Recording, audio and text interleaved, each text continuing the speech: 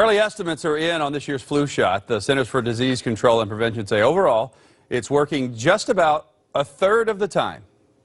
I had it the beginning of January and it started out like a cold and then I was just like bedridden for 2 weeks.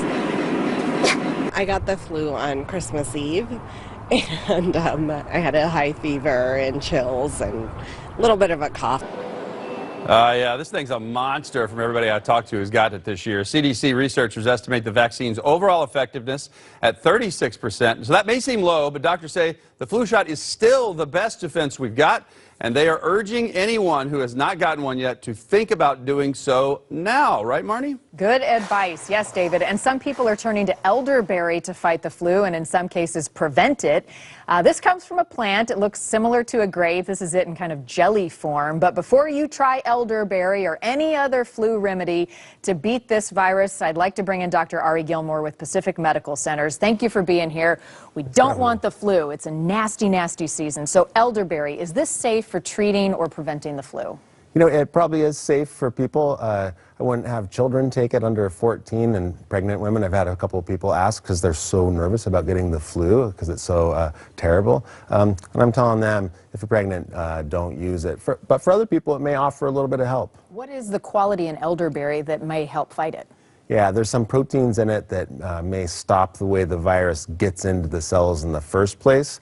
That probably comes, you know, where people are talking about taking it preventatively. And then it also helps the spread if you start it early after symptoms. Once you've been sick for 3 or 4 days, though, it may not offer that much protection. All right, so check with your doctor first is what I'm hearing you say. All right, some other flu remedies that we've heard floating around I want to get your take on. First is wet socks. So some people are saying put your socks basically in the freezer and then sleep in them ice cold. That can help fight off viruses. What is going on there? I was trying not to make a face. The idea, I think, is that it gets your body has to try and warm up and that upgrades your immune system. So maybe that's helpful. I'd probably go for some regular exercise, a lot more science on that it helps protect you from when you get sick. Not much to icy socks then. I don't think so. Okay, how about protein, high protein diets to help boost the immune system? Yeah, that's something everybody's talking about anyway. And there may be something to high sugar, high refined carbohydrate diets that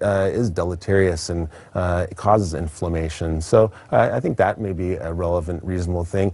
I don't think I would do it just for the flu. It may be a good idea to cut down sweets and sugar in general, lean a little more towards protein. Okay, another popular remedy is nasal sprays. So basically a saline solution or a different salt solution to help kind of clean out your nasal passage. Right. What's going on with that?